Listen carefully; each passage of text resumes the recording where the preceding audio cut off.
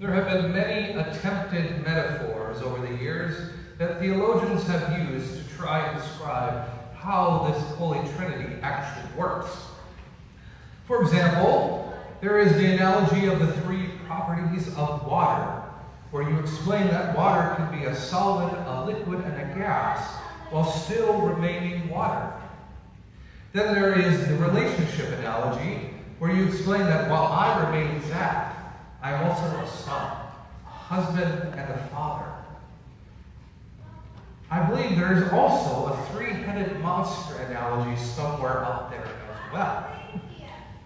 Now, while I won't take the time here to explain why each metaphor mentioned above can be a form of heresy, I will say that no matter what metaphor we use, it will never be able to fully capture the true essence of our God as the Holy Three in One and One in Three. But as Father Richard Rohr talks about in his book, The Divine Dance, all we can do to try and talk about God is to use metaphor. And that is because the essence of God is a mystery. And so in a way, theology is all about coming up with metaphors and analogies for trying to talk about God in a way that gives us a glimpse of understanding. It will never be perfect, and yet it draws us closer into the divine as our curiosity grows in longing to uncover the wondrous mystery that is our beloved Trinitarian God. So, bear with me now as I try to use a metaphor to explain how I have come to understand the Holy Trinity over the years. The best metaphor that I have stumbled upon in my studies of the Holy Trinity is to know that the Trinity is a never-ending river of love. The flow of the river's current begins in the Trinity as the love flows equally between the Father, the Son, and the Holy Spirit. In fact, the love between the three flows so perfectly that each member of the Trinity is in full communion with each other. There is no selfishness present, no power dynamic present, nothing but a whole sense of love that gives them the opportunity to serve each other in joy and be fully present just for the sake of enjoying each other. This perfect river of love flows into one member and out of them to the next in a never-ending circle. But because the Trinity is this never-ending river of love, when God created the heavens and the earth, the river of love began to flow from the Trinity and into creation. This was so that we, all of humanity and the rest of creation, would be gathered into this never-ending flow of the river of love that is Trinity.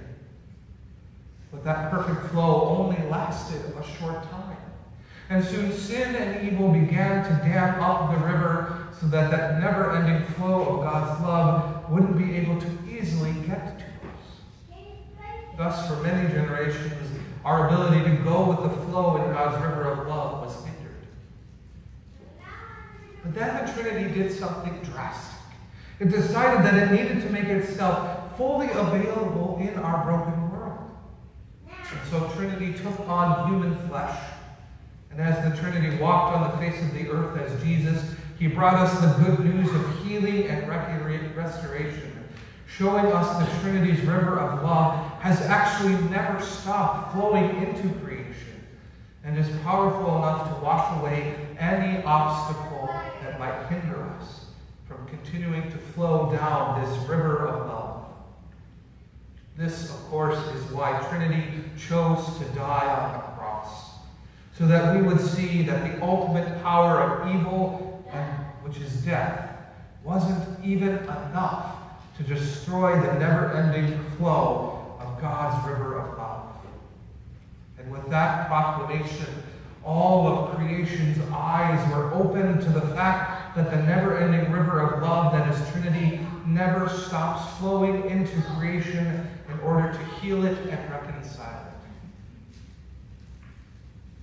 But the truth is we can easily forget that this is the truth of Trinity. the truth of the never-ending river of love that flows into us in all of creation. And so because of that, the Trinity has given us gifts, the means of grace, so that we would remember that the never-ending flow of Trinity's love is always flowing in and out of us.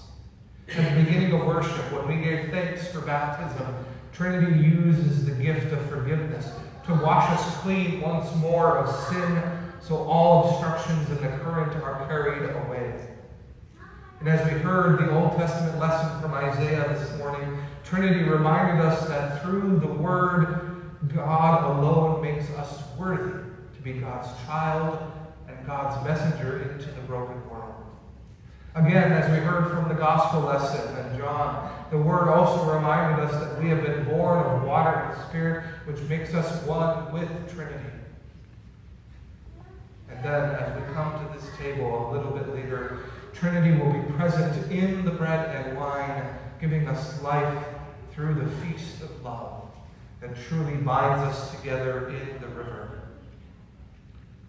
But what is more is the fact that because this river of love that is Trinity flows into each of us and all of creation, we are free to see ourselves and all other things as God's beloved. This is because as a river, the Trinity flows into us, but also out of us and into each other.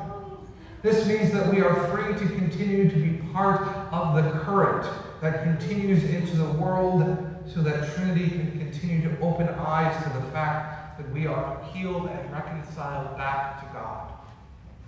For in going with the flow, we are assisting Trinity in creating communion with all others and all of creation.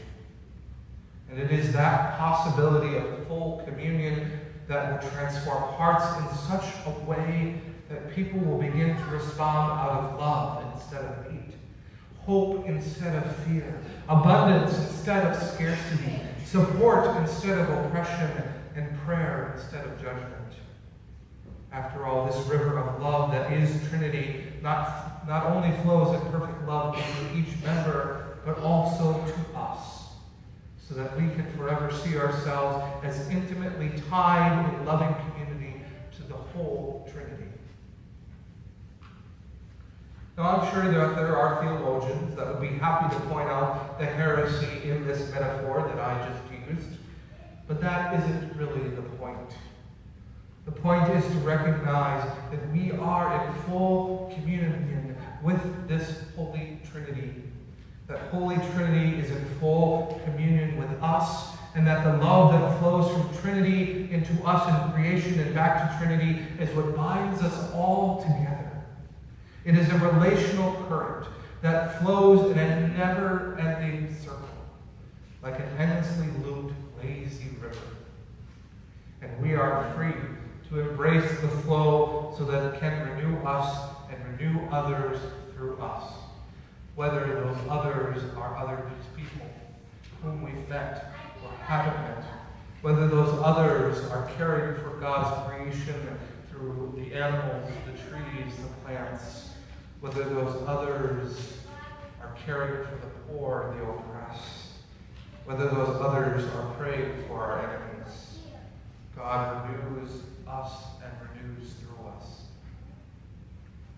Of course, if we wanted to, we also could be the obstructions that keep the river of love from flowing to others. Those times where we act selfishly, those times when we decide other things are more important than our faith and the church's mission, those times where we use our power and privilege to oppress someone, those times where we choose to remain silent for fear of upsetting the status quo, even though speaking up would bring an end to something evil. But even when we become those obstructions, you know what God does?